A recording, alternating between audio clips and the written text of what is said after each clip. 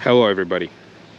So I come back from one of my bi-weekly trips that I've been filming with rental cars, and I decided to do something that I talked about before, and that is doing this AC fill-up. My AC, it's working, it's fine, but it's not as strong as it was before. So I bought this Easy Chill auto recharge with a leak sealer, which I'm not sure if anything is leaking. I don't think so. But this is the premium one that was at my local Walmart. There's a lot of different ones, but this one was $25, so it's the most expensive one.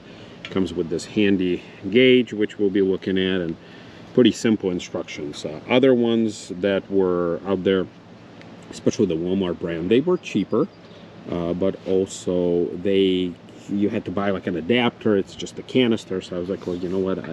The difference between saving a couple of dollars on the Walmart one and just buying one that just doesn't require anything else. And it was nicely strapped together, kind of like this. I cut the strap before. So we're going to be doing that.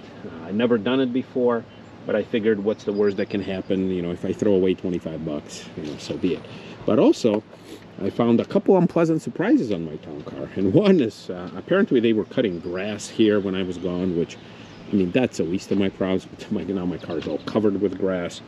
All the chrome that I cleaned up. I mean, I understand it's not a long-term thing when you do the chrome. But obviously, I think it might have rained, which is also causing it. But all my fancy chrome is now all covered with crap and grass and all that fun stuff. So that's the least of my worries. And the worst part about this whole thing is, look what I found. Look at this. What is that? You know, when I left, my headlights were clear. I replaced them about a year ago, and then I come back and I see all this fogginess, all this moisture in there. Just in the one. I mean, look, the other one is fine, at least for now. So I'm thinking maybe, I mean, it's a bad gasket, which I don't know. I mean, I've had them for, I think, a little over a year. I've made some videos on, you know, replacing them and all that stuff and changing out light bulbs. But I noticed this, and this is kind of disheartening for me because, I mean, yeah, I can see the gasket kind of going off a little bit here, but man, I mean, that sucks. You know, the money aside, I mean, I don't want to go through all the motions of changing it, but I will. Of course I will. I mean, what else am I going to do? So, I mean, these were aftermarket. But once again, I had no idea they would go bad. And I'm thinking it's maybe this one. Now, I'm also thinking that as I'm going to be driving my car, hopefully with better working AC soon, if that thing works as planned, maybe some of it will dry out. I mean, it probably did rain while I was gone because it was raining where I was. So, I mean, it's only 3.5 hours away. But anyway, that'll be a different problem for a different video. But for now, let's focus on that. So let's read actually the instructions. Although real men don't read instructions, but I will. Maybe because I'm not a real. Step 1, turn engine on, turn AC on to high. And now I have a dog barking at me. So, step 2, place your coupler into the low pressure service port while pulling back. Okay. All right, so step 1, let's turn the car on. All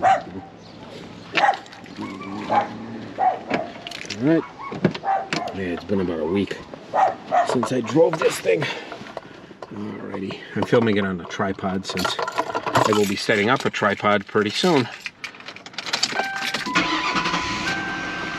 How many miles? 106.97. So we got about another 1,000 miles to go before needing an oil change. And I will be taking my car on some road trips in the near future. All right. So that's high. There you go. AC. Now, I do have a weird thing where this vent, when I close it,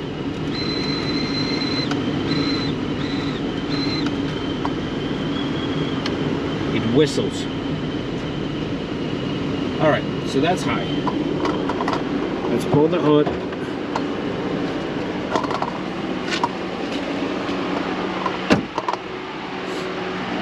Okay. All right. And I'm guessing that this is the port So let's set up the tripod and let's see what happens.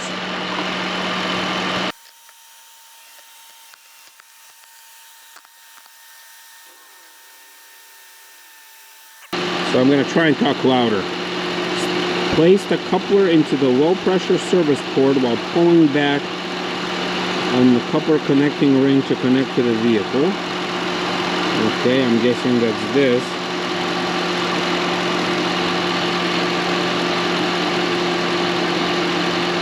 Go to recharge AC service port finder. Well, and I can't imagine this being anything but that, so that's what we'll go with. Now also it did say unscrew and discard before use.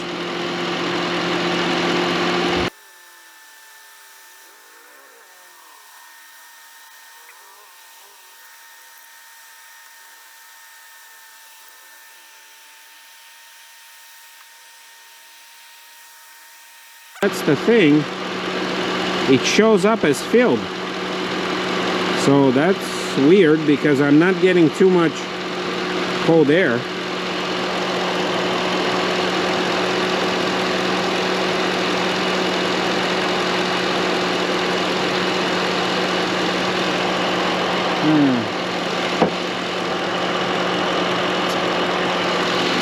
So that's kind of weird. I mean, I was pretty certain that it would be that.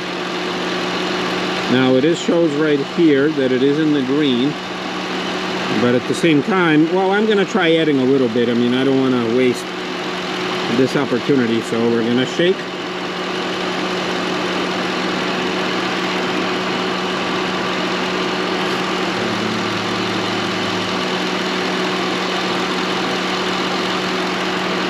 And we're gonna try it. Maybe I'll add it a little bit so it's closer to the full than not.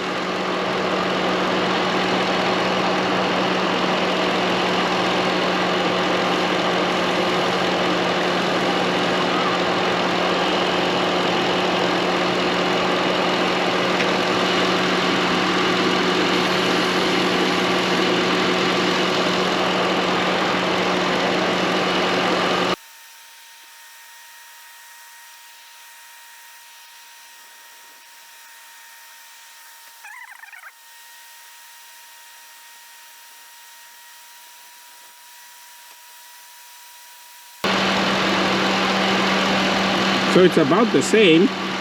So I'll try to add a little more, maybe a little more shake.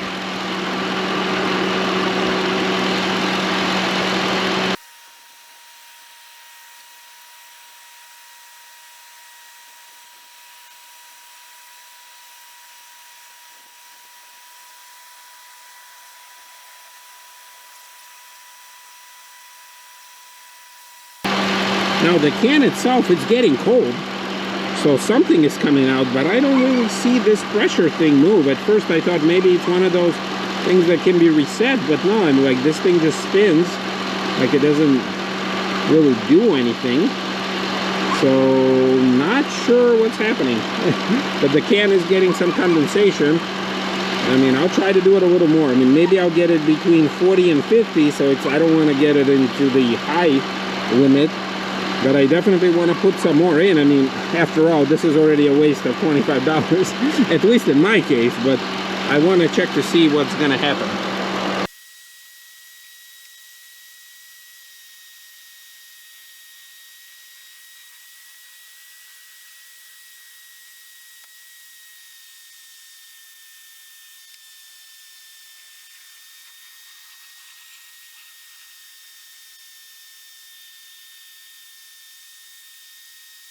All right, so the weird thing is that now it's from 40, it went down to 35.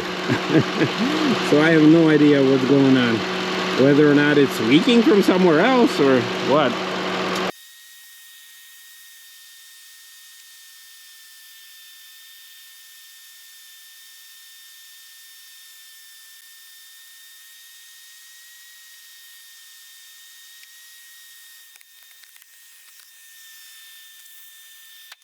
Here is the end result. So I tried to film it as much as I could, but basically we started off with this needle being on 40, And then as I was filling it, it's about, I don't know, a half of it is gone based on the weight, and like I can feel it getting cold, so I know that something is happening, something is transferring.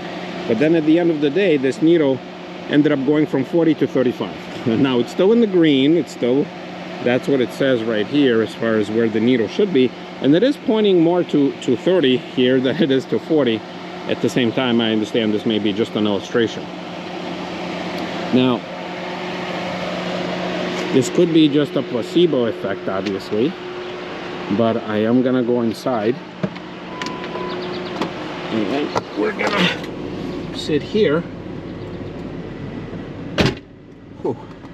Now, it is cold. It is blowing cold. Now, I don't know how much of it just has to do with the fact that it had a chance enough to cool down. I know ideally I would have a thermometer that I would, you know, stick in there, but I'll be honest with you, I don't own one of those cooking thermometers to use from the kitchen, and I don't have an industrial one to use either.